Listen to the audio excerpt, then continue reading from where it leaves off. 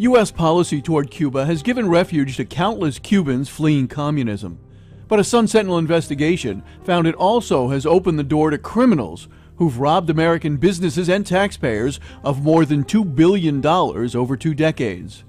Many run back to Cuba flush with cash and beyond the reach of U.S. authorities. The United States makes it easy. The Cuban Adjustment Act, passed nearly 50 years ago for humanitarian reasons, gives Cuban nationals rights not available to any other immigrant group, and criminals are taking advantage of that. Cubans are welcomed into the country even if they arrive illegally. They're eligible for a green card after just a year. If they commit a crime, they have 2 choices: run to Cuba to evade American justice, or stay in the U.S. with little risk of being deported because Cuba will not accept them. It's the only group that has their own special immigration law, period.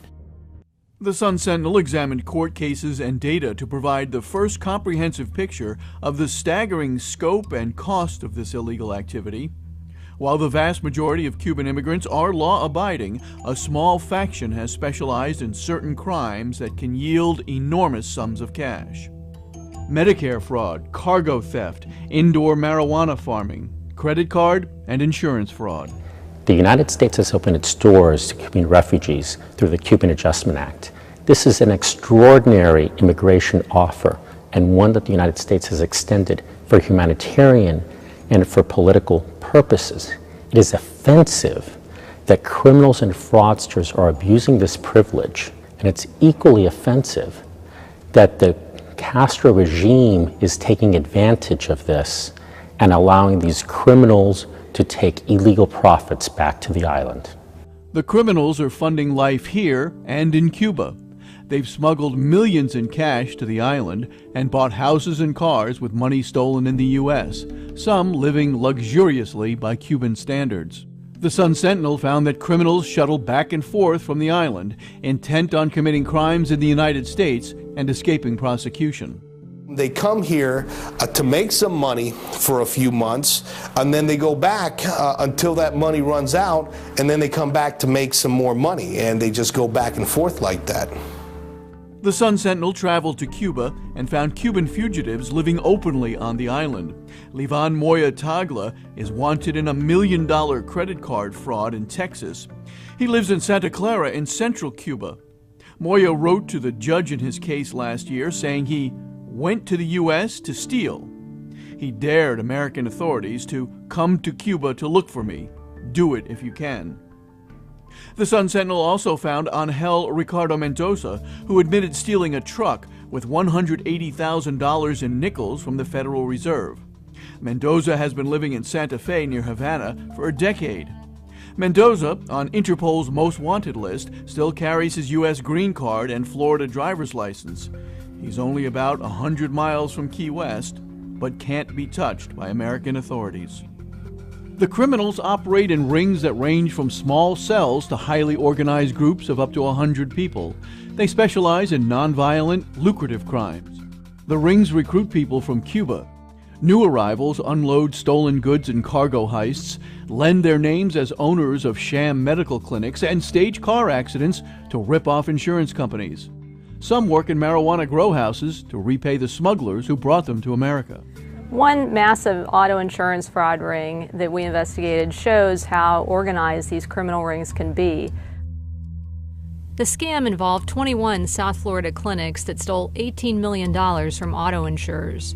Recruiters paid people to be in staged car crashes and sent them to the clinics. The clinics then billed insurance companies for treatment of fake injuries.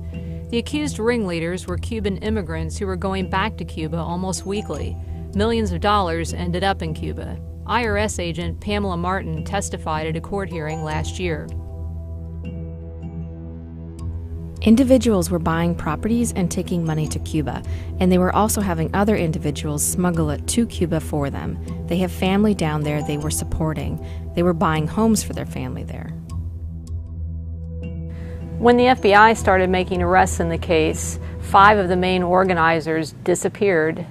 They fled back to Cuba and still haven't been captured. I have many clients here, Cuban clients, that are funneling money back to Cuba, that they tell me stories and live very comfortably in Cuba with the illegitimate money that they're able to obtain here in the United States. Yes, they own their own homes, they have more than one car. I mean, just to own a car in Cuba is the equivalent of being a millionaire here in the United States.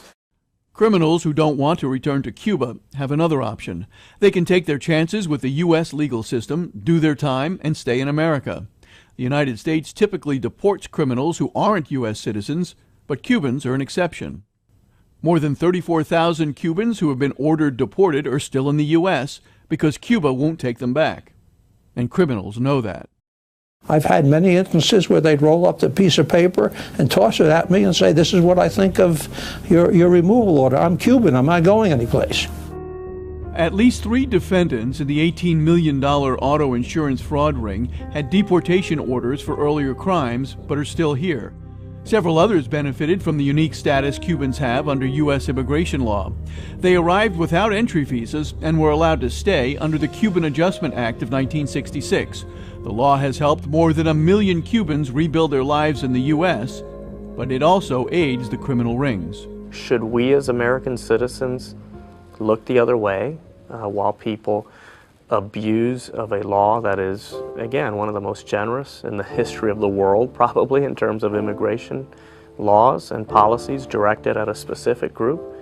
I think this policy is deeply flawed, and we have to find a way to reform it. I'm not for eliminating the Cuban Adjustment Act, but we certainly need to tighten it. It should be used only for those who are fleeing persecution. I'm not in favor of getting rid of it because tomorrow there will be someone who will be worthy of that designation. So what we need to do is cut down on its abuse.